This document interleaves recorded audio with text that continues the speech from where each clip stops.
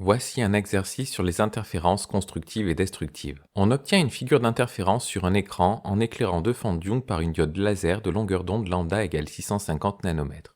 Pour aborder sereinement cet exercice, nous allons faire quelques rappels à propos des interférences lumineuses. Imaginons un laser qui émet un faisceau de lumière de longueur d'onde 650 nanomètres de couleur rouge. Tant que ce faisceau ne rencontre aucun obstacle, la lumière peut se propager sur une certaine distance. Si l'on place un écran sur le trajet du faisceau laser, l'écran intercepte le faisceau et une tache lumineuse de couleur rouge est visible sur l'écran. En interposant une fente simple verticale entre le faisceau et l'écran, la lumière est déviée de sa trajectoire initiale, c'est le phénomène de diffraction. On observe alors sur l'écran des taches alternées sombres et brillantes, la tache centrale étant plus large et plus lumineuse que les autres. Si l'on interpose deux fentes verticales parallèles sur le trajet du faisceau laser, à la figure de diffraction résultante de chaque fente se superpose une alternance de franges brillantes et sombres à cause du phénomène d'interférence. Sur l'écran, on peut observer une figure d'interférence avec des franges brillantes et des franges sombres régulièrement espacées avec une certaine périodicité. Il existe deux types d'interférences, les interférences constructives et les interférences destructives. Pour les interférences constructives, la différence de marge doit être un multiple de la longueur d'onde, où k est un entier relatif. Par exemple, k égale 0, k égale 1, k égale 2, k égale 3, k égale moins 1, k égale moins 2, ou bien encore k égale moins 3. Pour qu'il y ait interférence destructive, il faut remplir la condition d'interférence suivante. Delta est égal à k plus 1/2, le tout entre parenthèses, fois lambda, où k est un entier relatif. Si k égale 0, delta est égal à 0,5 fois lambda. Si k égale 1, delta est égal à 1,5 fois lambda. Si k égale 2, delta est égal à 2,5 fois lambda. Si k égale 3, delta est égal à 3,5 fois lambda. Si k égale moins 1 plus 0,5 donne moins 0,5, donc delta est égal à moins 0,5 fois lambda. Si k égale moins 2, on trouve delta est égal à moins 1,5 fois lambda. Et enfin, si k égale moins 3, delta est égal à moins 2,5 fois lambda. Que ce soit pour les interférences constructives ou les interférences destructives, dans chaque formule, k est un entier relatif. Dans le cas des interférences constructives, si les deux ondes provenant de chaque fente parcourent la même distance jusqu'à l'écran, la différence de marche est nulle, la valeur de k est égale à 0.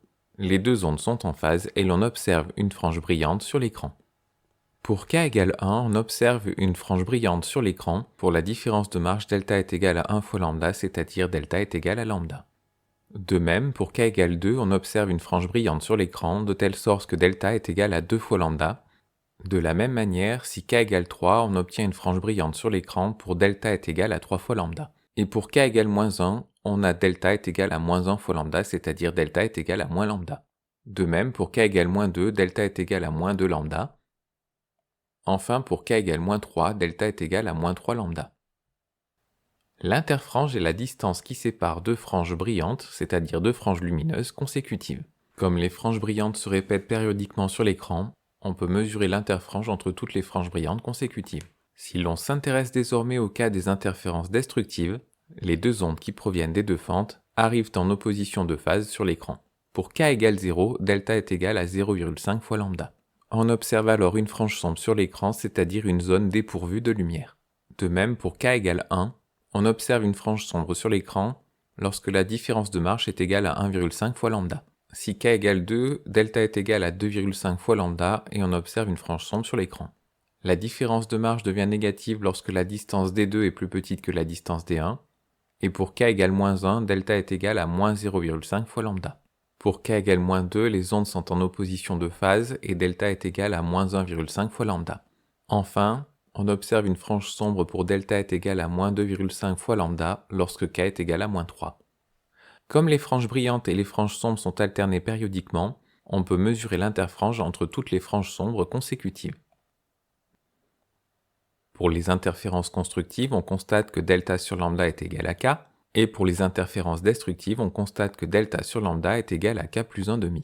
Le point commun à ces deux formules est le rapport delta divisé par lambda. Finalement, en calculant le rapport de la différence de marche delta sur la longueur d'onde lambda, il est possible de retrouver astucieusement les conditions d'interférence. En effet, si le rapport delta sur lambda est un entier relatif, par exemple moins 3, moins 2, moins 1, 0, 1, 2 ou 3, et ainsi de suite, on retrouve directement la valeur de k qui est un entier relatif. On a alors des interférences constructives. Si le quotient de delta sur lambda est un entier relatif auquel on ajoute 0,5, soit un demi, par exemple moins 3,5, ou moins 2,5, moins 1,5, moins 0,5, 0,5, 1,5, etc. Alors dans ce cas, on a des interférences destructives et K est toujours un entier relatif. Après ces quelques rappels sur les conditions d'interférence constructive et destructive, nous pouvons nous intéresser à la résolution de l'exercice lui-même. Pour répondre à la question, on peut calculer le rapport delta sur lambda comme nous l'avons vu. Ici, la longueur d'onde lambda vaut 650 nanomètres, soit 650 fois 10 puissance moins 9 mètres. La valeur de la différence de marche est de 2,60 micromètres, soit 2,60 fois 10 puissance moins 6 mètres. Le rapport delta sur lambda est égal à 2,60 fois 10 moins 6 sur 650 fois 10 puissance moins 9. La valeur de ce rapport est de 4. On en déduit que l'entier relatif K recherché est égal à 4. Pour conclure cette question, delta est égal à K fois lambda avec K égale 4, entier relatif. On a donc des interférences constructives. Le point A est donc au centre d'une frange brillante. Pour répondre à la question 2 concernant le point B, on utilise la même méthode. La valeur de lambda est la même, ce qui change ici est la valeur de delta qui vaut 1,63 micromètres, soit 1,63 fois 10 puissance moins 6 mètres. On peut alors calculer le rapport delta sur lambda qui vaut 2,50. Ce rapport n'est pas un entier relatif. On a K plus 1 demi qui vaut 2,5. En conclusion, delta est égal à K plus 1 demi de lambda, avec K égale 2, entier relatif. On a donc des interférences destructives. On peut donc conclure que le point B est au centre d'une frange sombre sur l'écran.